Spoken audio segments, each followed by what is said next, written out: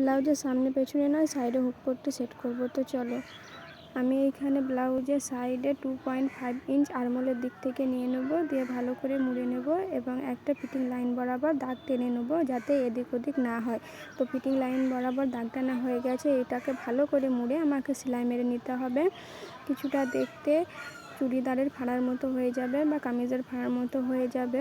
সাইডে চেনও ফিট করা যায়, আবার ইলাস্টিক দিলে তো আরও ভালো হয়, কিন্তু এখানে আমি হুক পট্টি বা হুক দিয়ে দেবো।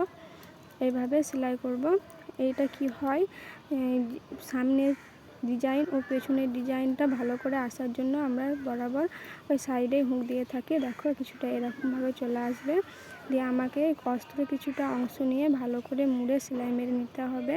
এটা সাইডের দিকে আসবে যাতে হুক মারার পরও যাতে একটু ফেটে থাকলেও কিছু দেখা না যায়, সেই জন্য। তো এটাকে আমি ব্লাউজের পেছন পাটের সঙ্গে সেট করে দেবো। তো এটাকে ভালো করে মেপে একটু বড় অংশই নিয়েছি, সেই জন্য ভালো করে দিয়ে এটাকে আমাকে সেলাই মেরে নিতে হবে।